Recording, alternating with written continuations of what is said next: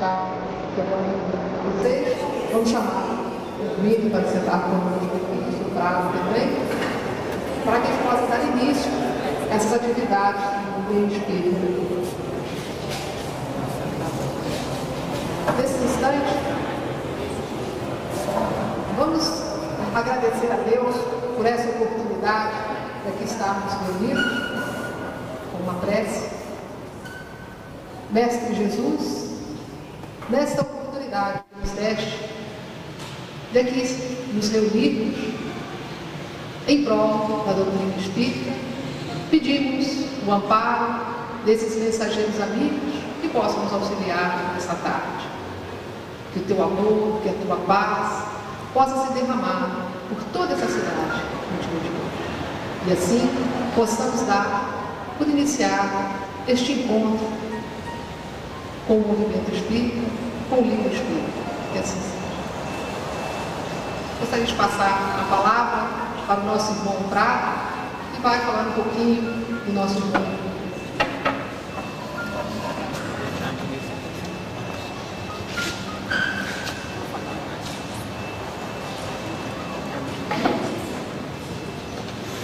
Nós não vamos ouvir hoje uma conferência ou palestra do Hermínio, né? Hoje mais só autografar naturalmente os livros. E naturalmente a Lúcia vai ceder a ele uns 20 minutos, porque senão ele fala demais. Mas eu já estava falando há pouco com o Alexandre, que filho de ferroviário e de militar, me lembrando do Polares, Coronel Polares, militar e ferroviário tem filho em tudo quanto é cidade quando passa, né? Assim aconteceu com o pai do Hermínio. Ele tem filho nascido lá em Ferraz de Vasconcelos e aqui de Barra do Piraí, Pinheiral, Volta Redonda. E o Hermínio é aqui de Volta Redonda. Como é que é apresentado de Volta Redonda? Em Volta Redonda fica com tanto. Mas de qualquer forma, o Hermínio, a meu ver, é uma exceção de profecia. Ele é profeta em sua terra, né? Isso é difícil de acontecer, né? Mas está ele aqui na volta redonda dele, o tio Reduzindo aqui chefiou a estação, velhos tempos, início do século, e o Hermínio aqui nasceu. Então hoje é uma tarde, uma oportunidade muito festiva para todos nós. O Hermínio já tem vindo à volta redonda, naturalmente, nas semanas espíritas, e por ocasião do lançamento do livro Espiritismo dos Problemas Humanos, ele completou o livro escrito pelo Deolinda Amorim, e como Instituto de Cultura Espírita do Brasil veio à Volta Redonda para fazer o lançamento que nós solicitamos, porque o Deolinda se dizia da casa, era de casa, era íntimo nosso. E o Hermínio foi quem terminou a obra dele. Não sei se vocês conhecem esse livro, vale a pena conhecer. O Espiritismo e os Problemas Humanos, um livro de 48 ou 49 do Deolinda, que foi reescrito, mas ele não pôde terminar a obra, nem que o Hermínio terminou o livro. Mas de maneira que está conosco então hoje, nesta tarde, da alegria de todos nós, o nosso confrade, amigo e primo, Hermínio Correia de Miranda, a quem nós apresentamos então, juntamente com o seu livro, seu último livro, ou penúltimo livro. Como é que é? O próximo já vem aí, né? Viu? Já vem o próximo, é Arquivo Secreto do Egito. Então vem aí, né? Então tá aí a Alquimia da Mente e as demais, não todas, mas algumas obras que a Lúcia conseguiu para brindar a todos nós. Então, muito agradecido pela atenção e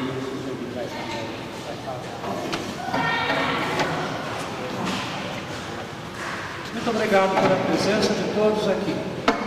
É um prazer, uma alegria lançar um livro, aliás, o 30º livro na terra em que eu nasci. Como vocês podem ver, sou um volta-redondense antediluviano, ou seja, um meio dinossauro, creio eu, porque sou da uma volta redonda pré-histórica, antes da siderúrgica. E aqui nasci, ou melhor, renasci em 1920, E aí por aqui fiquei, por esta região onde estão as minhas raízes familiares.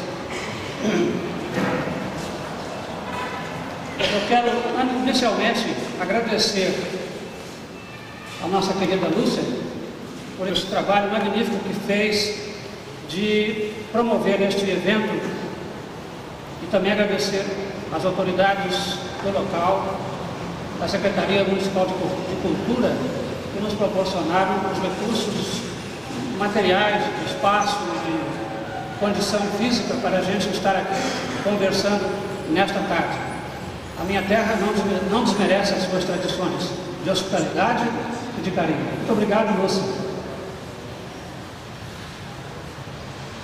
Bom, vocês me colocam aqui numa posição muito difícil. Primeiro que eu não sou de falar, eu sou um escritor. O escritor não fala, ele escreve. Segundo, que quando a gente fala de um livro, tem que compactar muitas coisas que diz. Porque se você gastou 320 páginas para contar uma mensagem, contar um fato, ou transmitir uma informação, você não pode usar toda a informação que está ali numa conversa que vai ser de meia hora, uma hora no máximo. Então eu tive que fazer uma seleção daquilo que me pareceu mais essencial, naquilo que eu tentei dizer com este livro. E por isso tracei aqui um roteirinho, porque a gente não se perde, não diz coisa demais e não deixa de dizer aquilo que é importante que seja dito. Bem, eu disse que renasci em Volta Redonda em 1920, e é verdade. Quando eu estava ainda provavelmente, certamente numa vida anterior, quando já se inaugurava aqui em Volta Redonda os trilhos mais avançados da antiga estrada de ferro Dom Pedro II, hoje, depois Central do Brasil, hoje Rede Ferroviária Federal. Segundo as informações que tenho, passei cerca de 54 anos no mundo espiritual e para cá vim. E aqui estou, com muita alegria junto de vocês. Entrei para a siderúrgica em 1942 e na empresa fiquei até 1980, sendo que 5 anos, quase 5 anos desses 38, foram nos Estados Unidos, onde nasceu o cavaleiro barbudo que está lá, é meu filho Gilberto, arquiteto, e que hoje é brasileiro por opção. O americano adota o princípio de que quem nasceu no forno é biscoito, então nasceu americano, é americano. E no final de 54, regressamos ao Brasil, depois de quase 5 anos em Nova York, e só então tive a oportunidade de estudar metodicamente a doutrina dos espíritos, que me atraía já há algum tempo. Porque a minha formação, vocês que leram o livro Nossos Filhos São Espíritos, sabem que a minha formação foi católica. Nós éramos 10 irmãos e a minha mãe achava, acertadamente, que enquanto estivéssemos sob a responsabilidade dela, frequentaríamos a igreja e seríamos católicos. Depois, cada um seguisse o seu rumo. E eu segui o rumo, o lado herético da família. Me tornei espírita quase que sem sentido, ou por outro, eu já era espírita e não sabia. Então, esse período, do final de 56, quando me transferi para o Rio de Janeiro, e começaram a aparecer os primeiros trabalhos escritos, até a década de 60, foram como que estudos preparatórios. Na década de 60, despertou-se a minha atenção para o fenômeno da memória, o que era realmente a memória, o espírito, a alma, enfim, esses conceitos todos que a gente convive com eles e não tem muita noção do que realmente querem dizer. E eu comecei a estudar o livro do coronel Alberto de Rochat, sobre as vidas sucessivas. Eu não sei se esse livro está sendo traduzido, Alexandre, para o português. Hein? A tradução desse livro já está pronta. O exemplar que eu tenho, uma edição francesa de 1911. O coronel de Rochard, Albert de Rochard, era engenheiro, foi militar, coronel, e também conde. Era um homem de uma imensa cultura técnica, profissional, científica, espiritual, filosófica. E escreveu um livro sobre a regressão de memória que me encantou, porque pela primeira vez eu estava vendo, nós estávamos percebendo a busca científica do conceito de reencarnação. E eu me envolvi de tal maneira com este assunto que comecei a pesquisar em outros livros e a fazer experiências também. Foi uma época muito rica de ensinamentos e de busca. Em 1967, numa das experiências que parece que estavam espiritualmente programadas, realizamos um trabalho de regressão com o Luciano dos Anjos, jornalista, confrade nosso, em que ele revelou a sua existência na França revolucionária, durante a Revolução Francesa. Este livro está em 4ª edição hoje e representa um esforço muito grande de uma reportagem histórica através da memória das pessoas que existiram lá, que é um dos temas prediletos meus. Vou fazer até um comercialzinho para o próximo livro. O próximo livro chama-se Arquivos Psíquicos do Egito e também cuida de experiências, lembranças, evidentemente, colhidas na memória dos espíritos, ou seja, por depoimentos espirituais. No livro do Coronel de Rochard, não. As regressões são feitas em gente encarnada, pessoas encarnadas. E ele fez uma quantidade grande de experimentações e chegou a conclusões bastante significativas com relação a esta interação de tempo e memória, passado, presente e futuro. E deixou uma obra importantíssima, mas sem uma articulação muito grande com a doutrina dos espíritos. Na década de 70, começaram então a surgir, não mais nos meios doutrinários espíritas, mas nos meios científicos, especialmente na área da psicologia, os primeiros estudos, as primeiras avaliações, as primeiras tentativas de regressão de memória para fins terapêuticos. E o que eu sempre reclamo dos psicólogos, psiquiatras e psicanalistas brasileiros é que nós tínhamos tudo e temos tudo no Brasil para realizar um trabalho superior nesse aspecto. Mas, seja como for, vieram dos Estados Unidos os primeiros impulsos nessa direção. A doutora Helen Van Bach escreveu um livro chamado Vida Antes da Vida. Está agora traduzido para o português. A tradução foi feita até com o original que eu emprestei, americano, em que essa psicóloga demonstrou para que há vida antes da vida, ou seja, a pessoa quando nasce ela já viveu antes. Então ela demonstrou indiretamente a tese, a doutrina, a teoria da reencarnação. Antes dela, o Dr. Moody, que é o livro da doutora Van Bach, é de 1979. O Dr. Raymond Moody escreveu um livro sobre vida depois da vida. Este livro foi traduzido também em português, alcançou um sucesso muito grande, porque ele relacionava casos puramente do ponto de vista clínico, científico, casos de pessoas que, se ao passar pelo fenômeno da morte,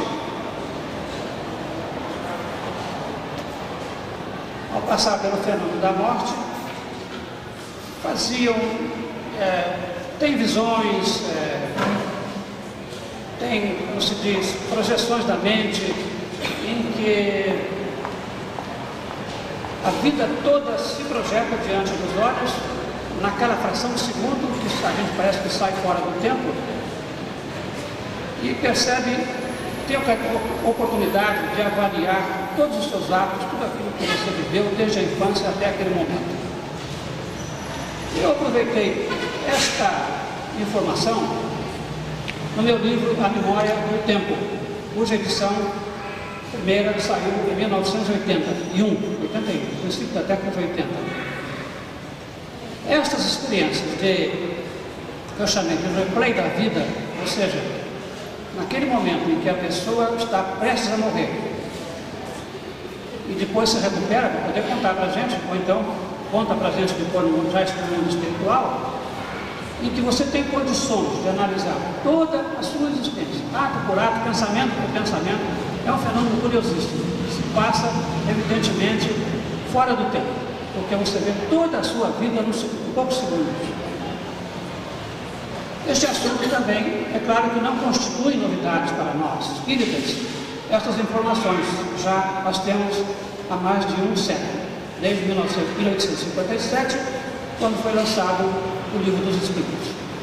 Mas no meio científico provocou um certo rebuliço. Como que se processa isso? O que acontece naquele momento? Como é que as coisas se passam? Por quê? Como a gente chega a conhecer essas coisas? Então, no meu livro A Memória e o Tempo, eu propunha uma hipótese. Eu achava que naquele momento em que você está passando um perigo de vida, morte iminente, ou morre mesmo, depois vai se recordar mais tarde, acontece, no meu entender, uma transcrição de arquivos da sua existência como ser humano, encarnado, para as suas memórias, para os seus arquivos definitivos. Isto foi o que eu escrevi em A Memória e o Tempo, em 1981, publicado em 81. Mas, alguns confrades nossos, assim, um pouco ciosos talvez demais, do teor da doutrina espírita, estranharam esta colocação minha. Mas transcreve o quê? De onde para onde? Por que acontece isso? Então nós temos duas memórias. Enfim, estranhou-se este aspecto. Foi por causa, para tentar explicar estes simples parágrafos no livro A Memória e o Tempo, que eu escrevi mais um livro. Eu espero que esteja tudo explicado agora, senão eu vou ter que continuar escrevendo mais durante muito tempo. E a vida já está, como vocês veem, já está chegando ao seu término, não é? Como eu disse que eu sou um dinossauro, a gente, na infância, a gente conhece as pessoas, os amigos da nossa idade. Passa um pouquinho de tempo, eu conheci seu pai, ou sua mãe foi minha vizinha. Eu já estou conhecendo os bisavós, então estou chegando nos meus limites também. Mas não estou apavorado não, pelo contrário, a hora que tiver que ir embora, com todo prazer, estou pronto, só mandar passagem.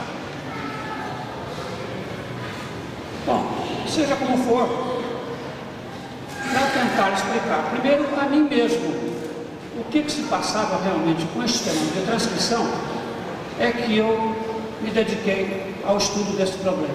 Foram mais de 10 anos de pesquisa, que representa essas 320, está representado nestas 320 páginas. Bom, como bom espírita, a gente começa pelo Livro dos Espíritos, pela obra de Kardec. E eu encontrei em Kardec uma afirmação.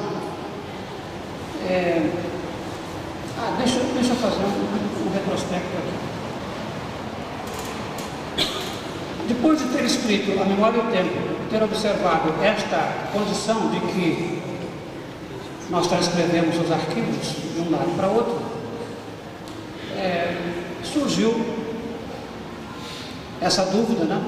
Alguns confrades contestaram a minha doutrina, acharam pelo menos estranha, porque muitos dos nossos confrades e confreiras, claro, têm este hábito de achar, porque não está no cabeça, não está no Velho, não está no Manuel, a gente já tem que ficar meio de pé atrás.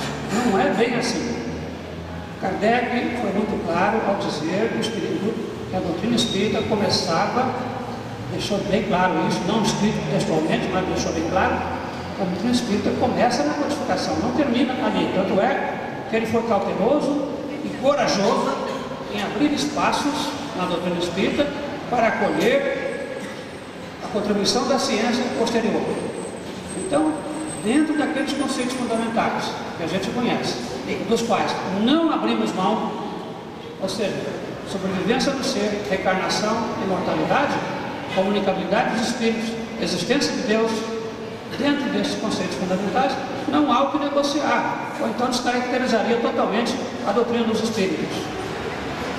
Mas o espiritismo é grande demais e tem espaço demais para acolher as coisas que nós continuamos a descobrir. O espiritismo é uma doutrina evolucionista. Ela tem muito, nós temos muita coisa a aprender dentro dos conceitos espíritas. Não precisa fugir, não deve fugir e não há como fugir. Me lembro até que há alguns anos, como eu me envolvi demais com as obras do coronel Desrochers, desse engenheiro francês, e me interessei não só por esta obra dele, nas vidas sucessivas, mas por muitas outras. Eu tenho um faro infalível para procurar livro velho, viu? Tudo quanto é livro velho vem parar nas minhas mãos. Por incrível que pareça, eu tenho um livro de 1542,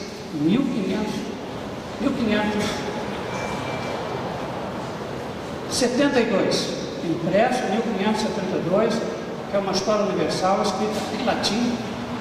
O Alexandre conhece ela. E foi um livro que eu escrevi na Alemanha quando eu vivi lá no século XVI. E ele veio parar nas minhas mãos. Eu vou dizendo essas coisas, e quem não for familiarizado com os nossos conceitos, vai ter esse sujeito é maluco, né? Mas olha, eu estive 43 anos na Siderúrgica Nacional, 22 anos dos quais no primeiro ou no segundo escalão da empresa.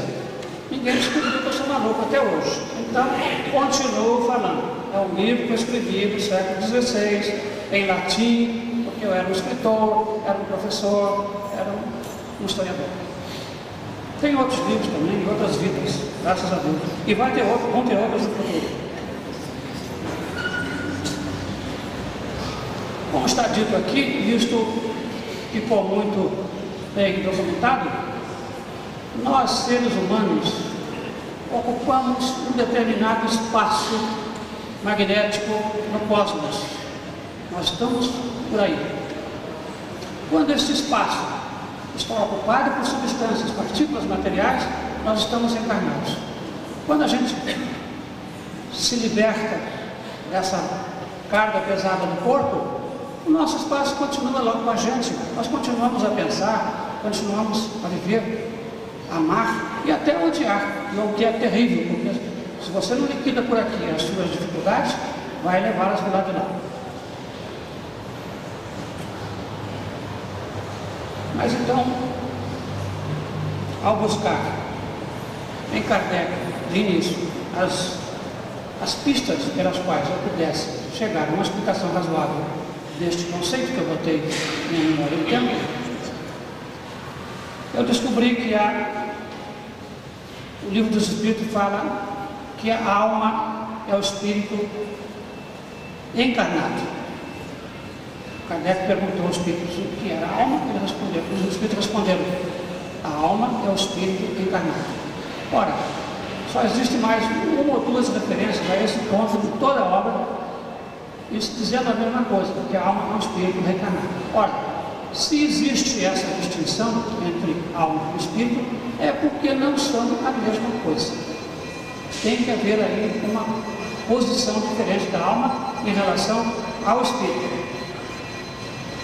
Outra coisa curiosa que eu achei também no Livro dos Espíritos é que em 2 ou 3 passagens, que são muito sumárias, é que a tarefa do espírito é intelectualizar a matéria. E a gente fica se perguntando, bom, se a alma é diferente do espírito, em que consiste essa diferença? Só porque está encarnada? O que é isso afinal? O que é intelectualizar a matéria? Bom, a gente começa a fazer pergunta. E se a gente souber fazer as perguntas, encontra as respostas. Então eu fui encontrar no livro do filósofo francês Henri Bergson, chamado L'Evolution Créatrice, a Evolução Criadora, está logo na introdução. Uma frase que até parece que foi ditada pelos mesmos espíritos, que diz assim, diz o Bergson, que não é espírita, não foi espírita. A função da inteligência, não diz o espírito, a função da inteligência é pensar a matéria. Pensar a matéria, intelectualizar a matéria. Depois encontrei no livro O Fenômeno Humano, do padre Teilhard de Chardin, cientista francês, padre jesuíta, um gênio mesmo, em que ele diz que a vida é uma imensa ramificação do psiquismo que se busca através da forma. Então a gente encontra no Livro dos Espíritos, em Henri Bergson e em Teilhard de Chardin, o mesmo conceito. Então tem que existir atrás disto uma realidade, uma coisa que precisaríamos aprofundar. E eu então comecei a estudar isso e levei esses 10 ou 12 anos atrás de conceitos para justificar aquilo que eu havia posto em a memória do tempo. Então, a gente começa a se fazer perguntas, eu disse, e as mesmas perguntas que me fizeram ao contestar ou ao colocarem sob suspeita a minha teoria da transcrição, ocorreram a mim. Bom, se há uma transcrição, de que material? De onde passa para onde? Onde é que estava e por que vai para lá? Enfim, essas coisas que a gente fica se questionando. E aí entra uma coisa muito importante no funcionamento deste mecanismo, ou seja, o mecanismo da intuição. E nesse ínterim, isto começou em 1981, 82, por aí, né? Nesse ínterim começou a era da informática em toda a sua pujança. E eu também cheguei à era do computador. Hoje eu escrevo em computador. O princípio era manuscrito, depois foi máquina manual, depois foi máquina elétrica, eletrônica, até o computador. Se eu ficar mais algum tempo aqui, não vai ter outras coisas. Então, a gente começa a ver certas semelhanças e dissemelhanças entre essa maquininha que a gente tem aqui e o computador. Os princípios de funcionamento são os mesmos. Alguém por aí anda copiando o mecanismo do cérebro para fazer computador. Não tenha dúvida. O que acontece com o computador? Você tem o que se chama o hardware, o equipamento, as máquinas, o centro de processamento, a impressora, enfim, aquela parafernália toda. E você tem o que chama-se o hardware. E você tem os programas, que são software. Programação que você carrega no computador para poder operar aquilo que você quer fazer. Então isso me pareceu que era um caminho bom para eu começar a entender essa história da memória. O que é alma espírito? E também o que seria consciente e inconsciente, o que seria personalidade, individualidade, o que é razão e intuição. E em anos mais recentes, especialmente a partir da década de 70, especialmente mais fortemente na década de 80, começaram a aparecer muitos livros sobre o cérebro, as funções cerebrais, ou seja, um detalhamento maior das funções cerebrais, e começou-se a falar muito em hemisférios cerebrais. Qual é a atuação de um, qual é a atuação de outro. E eu resolvi me meter nessa briga também, porque cada um tem uma opinião, e você fica naquele tiroteio de opiniões, e muitas vezes a sua opinião não confere com aquilo que você vê no livro, o que é muito bom para a gente e para os livros. Porque se você lê um livro sem espírito crítico, sem comentar, consigo mesmo, você não aprendeu. Então, eu consegui, neste livro, acho eu, juntar esses conceitos para dar, dentro da doutrina dos espíritos, a minha visão desse panorama muito mais amplo que a gente está tentando explorar. Eu acho que, conforme ficou aqui na contracapa, né, cada hemisfério tem a sua tarefa. Então, me pareceu, e isto poderá ser contestado futuramente ou confirmado, porque a gente tem que lembrar que está sempre escrevendo para o futuro. Nesse futuro estaremos nós, ou no mundo espiritual, responsáveis por aquilo que deixamos para trás, ou aqui mesmo, de volta, numa outra existência. Então, começamos a montar este esquema aqui. Eu achei, disse nos livros sobre cérebro e mente, tem até um capítulo sobre a diferença entre cérebro e mente. A nossa querida irmã estava exatamente perguntando sobre isso. Afinal, qual é a diferença entre cérebro e mente? Eu acho que o cérebro é o computador, é o hardware, é o equipamento.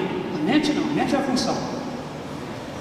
Eu achei, o que se lê nos livros é que o hemisfério direito é dominante. É ele que comanda, é ele que é o mais importante. Mas se você ler nas entrelinhas, com a formação doutrinária espírita que você tem, você começa a descobrir falhas nessas doutrinas, nessas teorias. Porque ainda o livro mais recente que eu tenho sobre este assunto, que é um primor de livro, um tratado sobre o cérebro, é de 1984. É de um cidadão chamado Anthony Smith. É um americano de profunda erudição que examinou com muita sabedoria essa história de cérebro. Então, os cientistas estão ainda um tanto perplexos para saber qual é a função do lado direito. Por que ele é tão silencioso? Você não sabe o que se passa lá, mesmo porque nas pessoas que destras, você escreve com a mão direita, a função da palavra é colocada no hemisfério esquerdo. O hemisfério esquerdo é que é verbal, o direito é não verbal, é simbólico, ele trabalha com símbolos. E com isto, apenas entre parênteses, ao trabalhar com símbolos, nós vamos bater nos conceitos espíritas, da doutrina dos espíritos, quando os espíritos dizem ao Kardec que a comunicação mediúnica é feita, que a linguagem dos espíritos é o pensamento, não tem palavra, que compete ao médium vestir esse pensamento, que é a expressão deles, com as palavras. Então você observa o quê?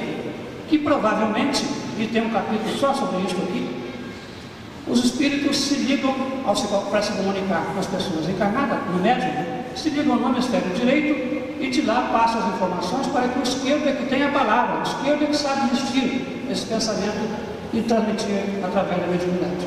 Então, o hemisfério direito fica perdido para a ciência. O que será que ele faz? Muita gente acha até que é uma espécie de um pneu sobressalente. Fica lá, se algum dia se precisar dele, está ali. Mas, pelo que a gente está percebendo desses estudos agora, que eu andei fazendo, para mim, pelo menos, o hemisfério direito é que é o dominante, é ele que comanda, é ele que traz implantados nas suas terminais a individualidade. O que é individualidade? Eu fiz a distinção aqui entre individualidade e personalidade. Individualidade é o ser espiritual, é o espírito puro, é a essência espiritual. A personalidade somos nós aqui. Eu digo que assim, eu costumo dizer que eu estou Hermínio, eu não sou Hermínio. Eu estou em corpo, eu estou ligado, magnetizado, incorporado mais ou menos permanentemente num corpo material. Então, enquanto eu estiver aqui, eu sou Hermínio, mas eu sou uma entidade espiritual. Então, comecei a perceber aí por que há essa distinção entre espírito e alma, entre ser encarnado e ser desencarnado.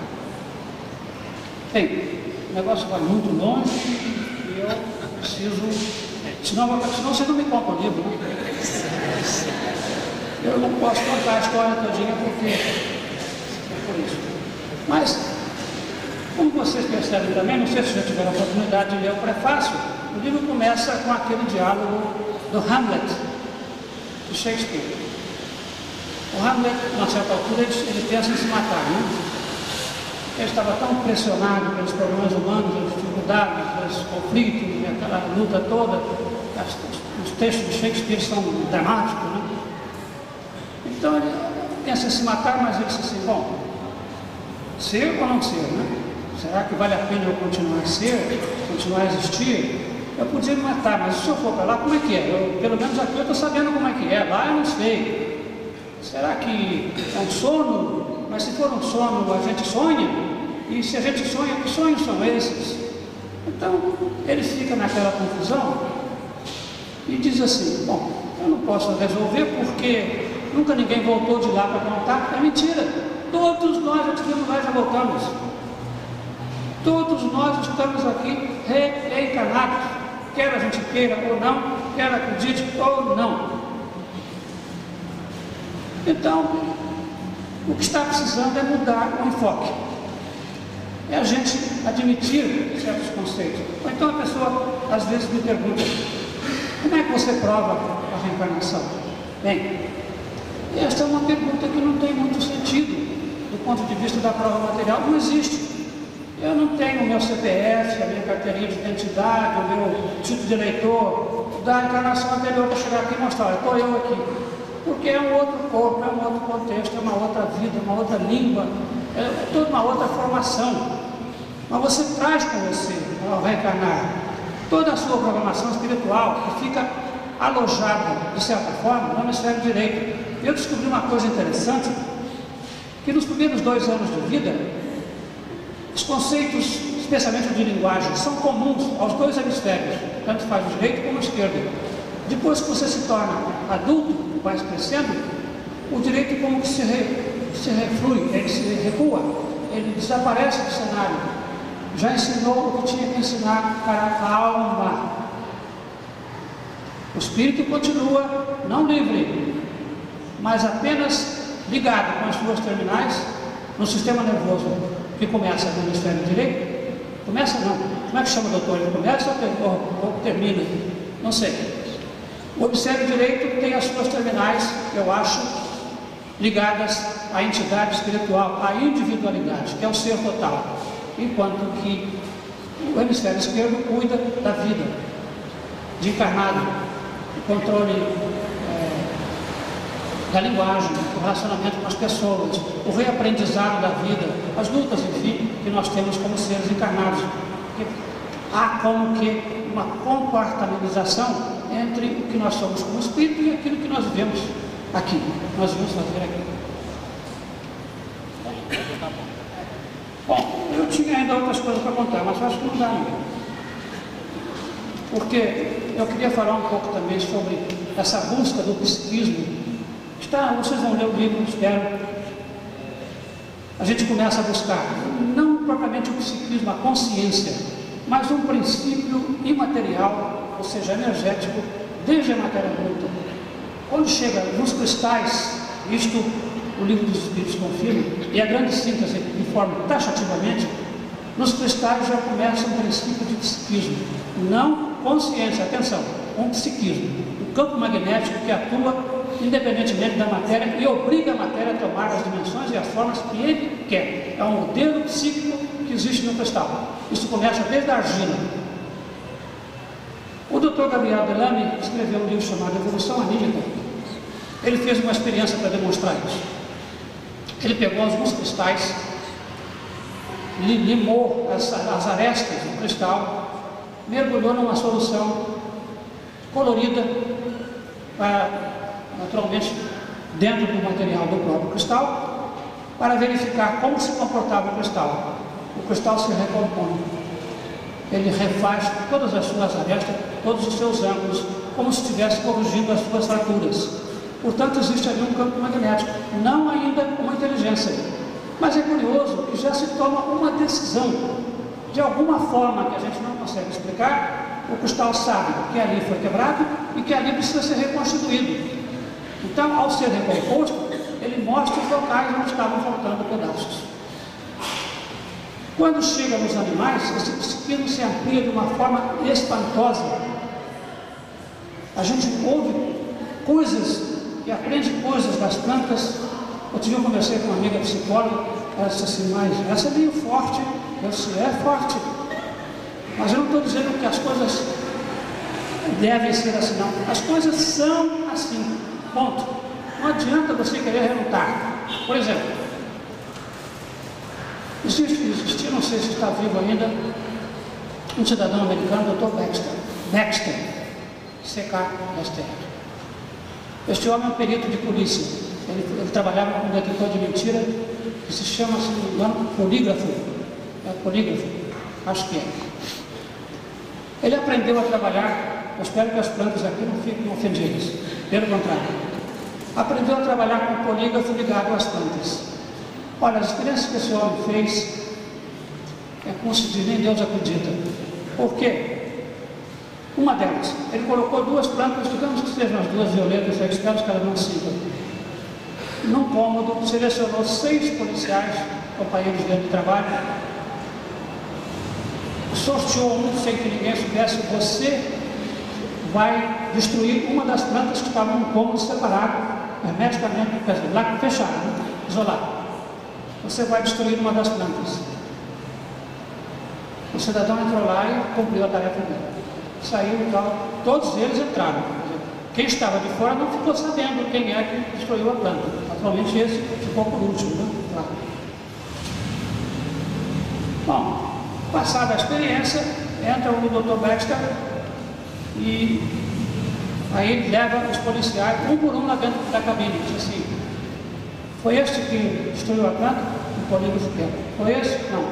Quando chegou o cidadão, matou a planta, a outra balançou lá o ponteirinho, dizendo: foi esse aí, esse que eu bandido. Então, como é que esta planta sabe? Como é que ela faz? De que maneira se processa essa informação? Existe alguma espécie de memória? Eu acho que tem uma certa memória. Tem um campo magnético ali, pelo menos. E ela toma decisões. Existem experiências ainda mais fantásticas. Pegaram uma moça uma vez chamada Tânia e disseram: você vai pensar um número de 1 a 10. Não vai dizer para ninguém que número é esse. E na presença de plantas, evidentemente. A gente tem que ter muito cuidado com o que faz por causa das plantas, né? E aí chegou um outro experimentador e disse: Tânia, o número que você pensou é 1? Eu disse: não. É 2? Não. É 3? Não. Ela havia pensado no 5, né? Não disse a ninguém. Quando o cidadão perguntou: é 5? Ela disse: não, não é o 5. Mas quando ela disse o 5, a plantinha denunciou. É esse número que ela pensou. Como é que isso acontece? Eu não estou dizendo que isso pode ser que aconteça, não. Acontece, ponto. Não tem como fugir. A gente que tem um fato na mão não está à mercê de um argumento. Por isso é que eu me queixo demais. Um amigo meu, cientista, até me escreveu uma carta dizendo: você é muito severo com a ciência. Eu não sou severo. Os caminhos estão abertos, a ciência não quer entrar por ele. O que é que eu vou fazer? A gente, quando lê um livro como o Dr. Jung, a gente vê o mundo. Vocês vão ver aí a sabedoria do Dr. Jung ao penetrar mistérios como o da alquimia, da mente, do inconsciente, do tarô, do I Ching. Sabe que o Dr. Ching fazia tratamentos psiquiátricos, psicanalíticos, com o I Ching? Tem coisas fantásticas que ele, apesar de ser um cientista daquele nível, daquela categoria internacional, daquele prestígio, ele conseguiu furar certos bloqueios, mas, no meu entender, ele não furou bastante, porque, no meu entender, ele veio com a tarefa de colocar a doutrina da reencarnação na ciência moderna. E ele sabia disso, porque mesmo quando ele entrou pelo estudo da alquimia, na qual ele estudou cerca de 10 anos, começou com um sonho. Ele sonhou que tinha ao lado da casa dele. Está passando uma hora? Eu estou preocupado aqui de roubar o tempo de vocês. Quando a gente começa a falar nessa história, e não falei nem a metade do que eu queria. Mas eu não posso contar o livro todo. Mas ele, Dr. Jung, desejava, ele tinha muitos conflitos. Porque ele ouvia dentro dele mesmo, ele sabia que tinha uma outra pessoa dentro dele, que ele chamava de personalidade 2. Aquela personalidade 2, o que ele queria para o Dr. Jung? Transmitir a ele o conceito do inconsciente. E ele chama o meu confronto com o inconsciente. Por quê? Porque ele não tinha acesso àquilo que vinha daquela personalidade, daquela individualidade, aquele ser que estava ali dentro dele. Não era um espírito, era o dele, o espírito dele mesmo. Então, chegou uma época que ele ficou muito perturbado com essas coisas. Então ele sonhou este sonho, teve este sonho, de que ele visitava uma parte de si mesmo, da casa dele, né? Um compartimento que era desconhecido dele. Como é que ele disse? Mas como é que eu posso desconhecer isto se é a minha casa? Um dia ele resolveu entrar. Eu vou ver, afinal de contas, o que é essa casa que tem junto da minha.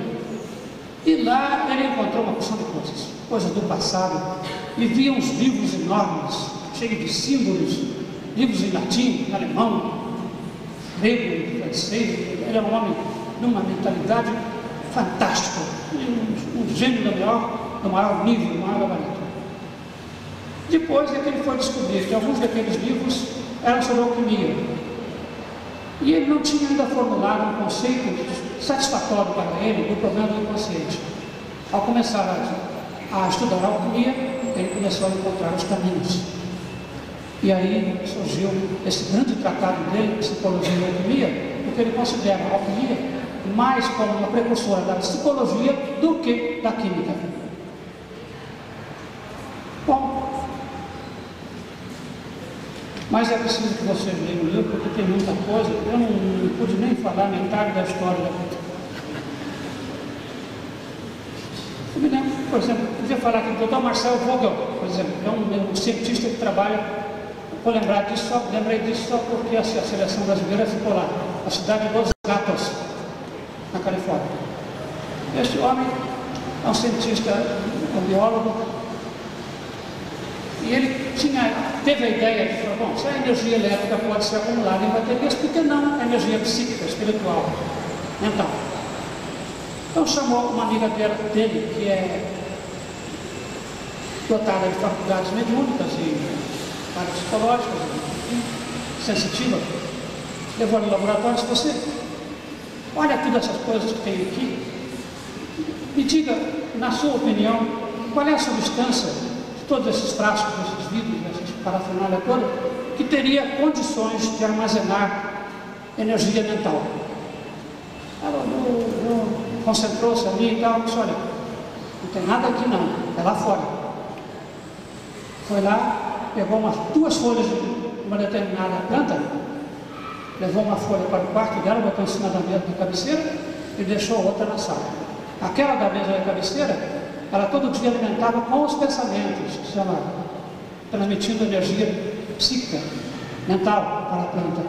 A folha, o doutor teve lá um mês depois, a folha estava fresquinha, como se tivesse sido arrancada há minutos atrás da água.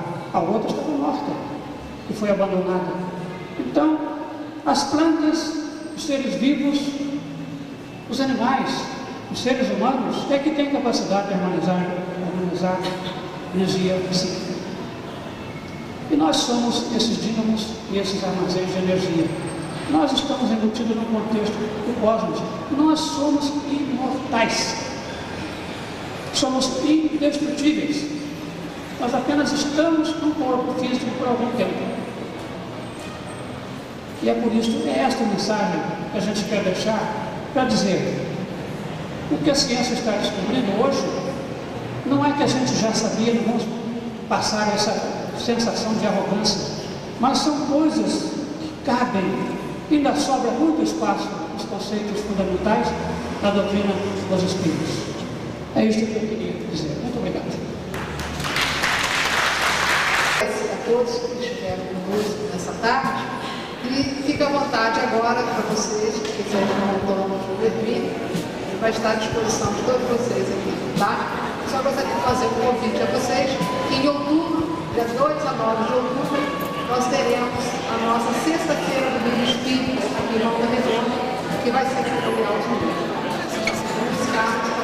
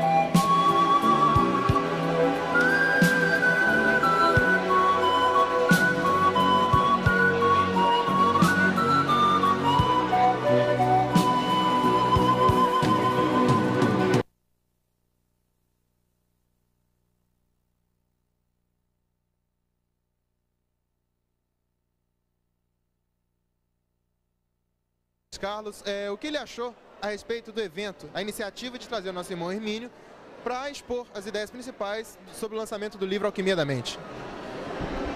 Achei uma iniciativa excelente, uma vez que esse evento possa multiplicar e os organizadores tragam outros escritores, somente da área espírita, para efetuar esses lançamentos aqui, porque demonstra um avanço da cultura da nossa região. Está de parabéns os promotores do evento.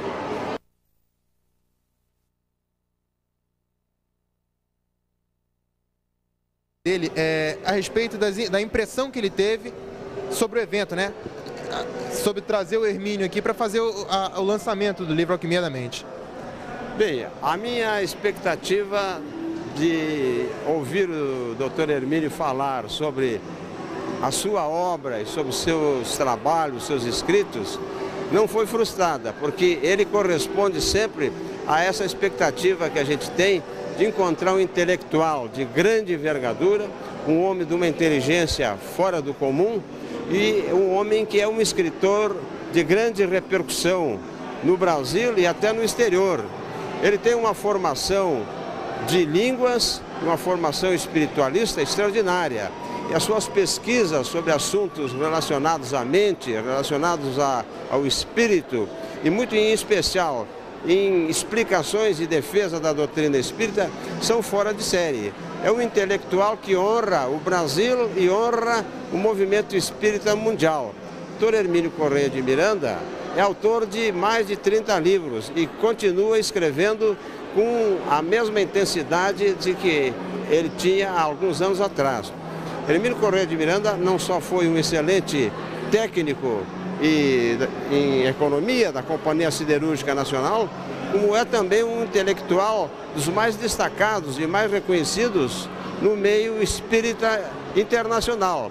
Basta dizer que nos congressos internacionais o Hermínio é convidado para fazer conferências e ele se sai sempre muito bem. De modo que a minha expectativa ao assistir aqui à reunião foi a melhor possível e foi confirmada. O Hermínio saiu, como sempre, muito bem. De modo que eu espero que ele continue nessa trajetória brilhante, sempre trabalhando em prol do progresso de toda a humanidade e de todo o mundo espiritual. Obrigado. Que esses eventos se repitam, né? É isso mesmo. Obrigado, engenheiro Flores aqui. Carlindo, mais um dos companheiros nossos aqui do Movimento Espírita de Volta Redonda, e perguntando para ele igualmente que impressão que ele teve a respeito da vinda do nosso irmão Hermínio para elucidar a respeito do mais novo livro dele, né, Alquimia da Mente. Seu Carlindo, com o senhor. O evento, no meu modo de entender, foi magnífico, muito bonito, muito agradável e, sobretudo, até com um aspecto de justiça, porque Hermínio merece tudo isso. Hermínio Correia de Miranda, um autor espírita moderno, pesquisador, um autor de vários livros que devem constar, devem existir na Biblioteca dos Espíritas, merecia um evento dessa natureza. Então nós ficamos imensamente felizes com isso e aguardamos com ansiedade o novo livro já anunciado por ele aí, né? E quanto à Alquimia da Mente, parece que deve se tratar, pelo título, um trabalho que vai exigir de nós espíritas fôlego para entender isso. Muito obrigado para vocês. Tá aqui, obrigado, seu Carlindo. Boa noite. Nós estamos no Memorial do Zumbi, em mais um evento da doutrina espírita, divulgando a voz da doutrina espírita entre as pessoas que são interessadas na doutrina espírita. E nós temos aqui ao nosso lado o senhor Prado, que é da Sociedade Espírita Seguidores do Cristo e que está promovendo o evento de hoje, trazendo até a nossa cidade o nosso irmão Hermínio de Miranda.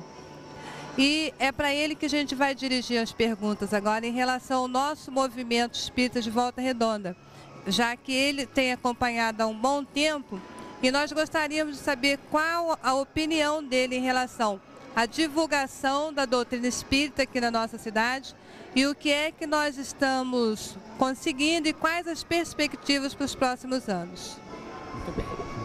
Nós pediríamos licença à nossa irmã para fazer uma ligeira retificação quanto à questão da nossa participação. Nós estamos colaborando com a Lúcia no evento, mas não fazemos parte lá da sociedade espírita, mas de qualquer forma já fomos lá muitas vezes no passado fazer estudo, eu e minha senhora, de maneira que de qualquer forma é nossa conhecida e os companheiros são todos. Mas hoje estivemos realmente em Volta Redonda com um filho da terra, né, o Hermínio Correia de Miranda. Tivemos esse acontecimento social, sim, cultural e doutrinário, né, promovido pela Sociedade Espírita Seguidores de Cristo, e colocando-se à frente a nossa irmã Lúcia Inês, né, que é uma batalhadora muito ativa. Mas nós acompanhamos realmente já há uns 40 anos o movimento espírita em Volta Redonda e vemos que o movimento espírita tem crescido, né, em todo sentido, não só pelo número de casas espíritas que nós temos em Volta Redonda, como também o número a quantidade e a participação de muitos jovens nas casas espíritas, né? A gente vai, por exemplo, no Caminho da Luz, estivemos lá na segunda-feira passada, ficamos impressionados, né, com o número de pessoas, até que a gente não conhece, porque nós estamos praticamente, vimos Volta Redonda nascer, né? Crescer aqui desde 43, e a gente vê tanta gente nova, não só na idade, como também na doutrina. Isso é muito importante para a divulgação da doutrina espírita. Então nós achamos que eventos como esse, que a Lúcia ou outros companheiros, agora nós estamos com a Semana Espírita lá com o nosso irmão Luiz Carlos, lá, o mês espírita, desculpe, né? O mês espírita promovendo não só o destaque, uma excepcional a vinda do Divaldo, a participação do Divaldo Pereira Franco, de Salvador, né, da Bahia.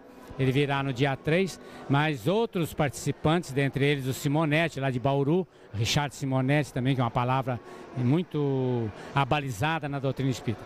Mas por tudo isso, então, Volta Redonda vem se destacando no cenário espirítico do estado do Rio, lugar que ela ocupou sempre de destaque, né?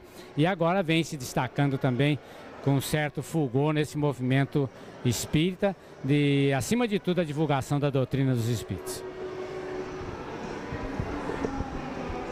Eu gostaria de fazer outra pergunta para o senhor. O senhor acha que os objetivos pré-estabelecidos para a tarde de hoje, para a divulgação do livro do Hermínio, foi atingido? Realmente foram, sim, sabe? Eu acho que foram. Interessante que o filho do Hermínio, que o acompanhou, o Hermínio passou lá em Piraí, veio com o filho, o acompanhou até aqui. E ele até ficou preocupado pedindo para o papai. Ele disse: ó, papai, o senhor agradece a Lúcia, porque eventos como esse, culturais, são muito... aliás, o evento de hoje está tendo um movimento fora do comum. O senhor agradece a ela porque ela conseguiu trazer aqui no Memorial Getúlio Vargas uma assistência, numericamente falando, muito, muito boa. Então o Hermínio fez até o agradecimento à Lúcia, né? De maneira que foi realmente um evento que não só nós vimos aqui os nossos confrades, aí, antigos, velhos companheiros, como também companheiros de Barra Mansa, confrades de Barra Mansa e pessoas também no meio cultural de Volta Redonda. Mas que eu acho que foi um grande evento já iniciando esse segundo semestre do ano, né? Então, senhor Prado, nós agradecemos a sua participação e a sua colaboração. E é mais um evento, né, que vai ficar para a nossa história e com os futuros vão aproveitar, né? Obrigada, hein? Do Centro Espírita Emmanuel de Barra Mansa, e vamos procurar saber dele também as impressões que ele teve do evento, né? A vinda do nosso irmão Hermínio Correia de Miranda para o lançamento do livro Alquimia da Mente. Para mim foi uma novidade, porque realmente o evento foi um evento que trouxe, né, várias pessoas de vários locais e que mostra realmente que a doutrina espírita ela é progressiva, mostrou ensinamentos profundos pelo qual a gente tem que analisar e procurar pôr em prática, né? Fora isso, está de parabéns o evento porque alcançou a expectativa. Que próximos dessa natureza possam se repetir, né? Se Deus quiser. Então, aqui, obrigado. Da Sociedade Espírita Seguidores de Cristo, do SESC, e vamos procurar saber dela também que impressão ela teve do evento em geral, da vinda do Hermínio, e principalmente dela, né, que trabalha tanto para nossa instrução aqui em Volta Redonda. Olha, foi uma expectativa muito boa, eu acho que superou, tá, a expectativa. Eu acho que o livro foi, eu já li um pouquinho do livro, é excelente, e acho que com a pincelada que o Hermínio deu ali falando dele, dá vontade de devorar mais rápido a literatura. Está muito boa, e eu acho que isso é um marco para o movimento, tá? Porque o movimento muitas vezes fica dentro da casa espírita e não mostra a literatura que tem. E através dessas literaturas, né, que a gente pode mostrar para as pessoas leigas que ainda não conhecem a doutrina espírita, o quanto ela pode auxiliar na nossa vida diária, do dia a dia. Ok, obrigado. Bom, nós estamos aqui agora com o nosso irmão Alexandre. Ele é o editor do nosso irmão Hermínio. Acompanha já desde 89 e tem, né, algumas elucidações a mais pra gente, não só a respeito do livro, mas da impressão também que ele teve aqui do evento. Alexandre? Olha, eu gostei muito da organização do evento, né? Eu senti o povo de Volta Redonda muito animado com o Hermínio Miranda, né? Nós vemos aí pela participação grande do povo e me sinto muito agradecido, né, por aqui estar, por ter recebido essa recepção calorosa aqui em Volta Redonda. E tenho uma alegria muito grande de ter o Hermínio como meu cliente lá na editora, né? Nós trabalhamos já há alguns anos, né? Graças a Deus temos tido um resultado muito bom com os livros do Hermínio Miranda que nós lançamos, né? Esse foi o 5º livro e agora em agosto nós temos mais umzinho que está saindo também, Arquivos Psíquicos do Egito. E a recepção do público com os livros do Hermínio Miranda é sempre muito boa, né? E nós temos assim essa sorte de receber os efeitos de trabalhar com o Hermínio, que é sempre a atenção generosa de todas as pessoas que participam desse movimento. Ok. Alexandre, fala mais um pouquinho pra gente a respeito da editora, os trabalhos que ela já realizou e inclusive a respeito desse próximo. Desse próximo não para não matar tanta curiosidade, né? Mas dos anteriores. Nós trabalhamos com uma editora onde os livros que são publicados são livros espíritas, né? O Hermínio Miranda não é apenas o único autor que nós possuímos. Nós trabalhamos com o Dr. Jorge André dos Santos, um psiquiatra do Rio de Janeiro, bastante conhecido, né? Trabalhamos também com o senhor Lamartine Palhano Júnior, um microbiologista de Vitória, professor da Universidade do Espírito Santo, que são pessoas que estão trazendo uma contribuição muito grande ao movimento espírita, né?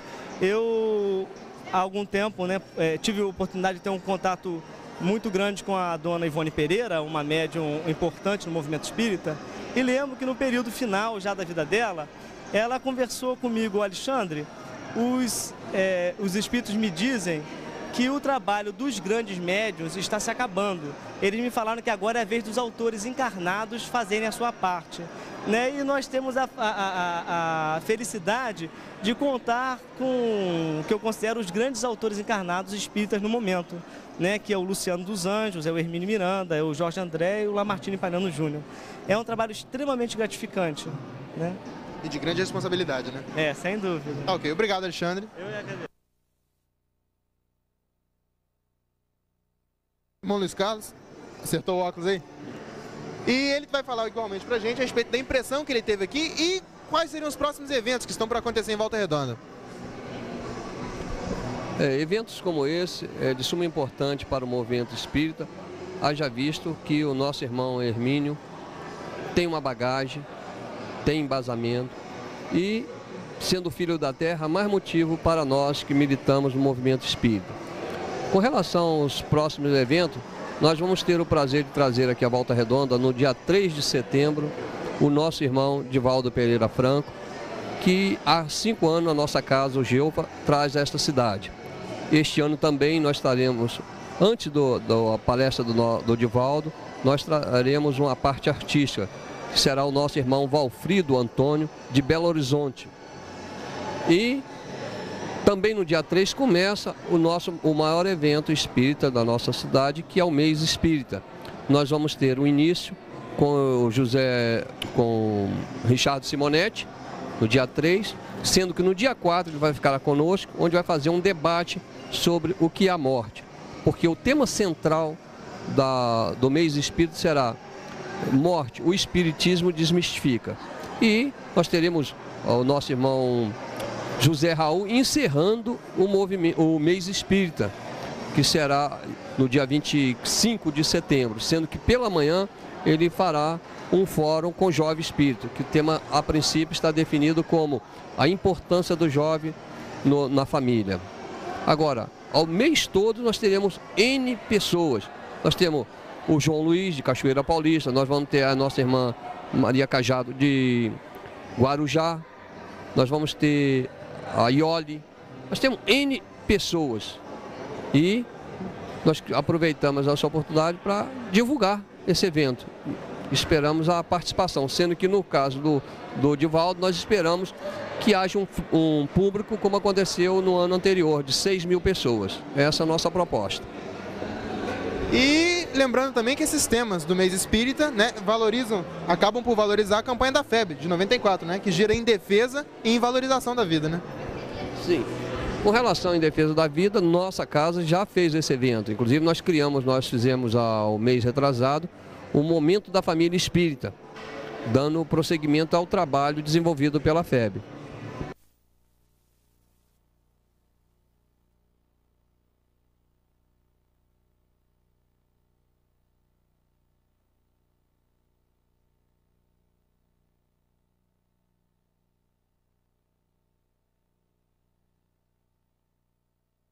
Boa noite. Nós estamos no Memorial Getúlio Vargas e nós temos a honra de entrevistar nesse momento o nosso irmão Hermínio Corrêa de Miranda. E nós gostaríamos de começar lhe perguntando qual a sua opinião em relação ao público que o senhor viu aqui hoje, qual a sua opinião em relação à divulgação espírita na nossa cidade, né? Na sua cidade. A minha cidade, você disse bem, aqui nasci em 1920. Por isso que eu disse na palestra que sou um volta-redondense dinossauro da pré-história. É uma alegria realmente muito grande estar aqui e verificar a presença de um público grande, interessado, de bom nível, excelente nível cultural,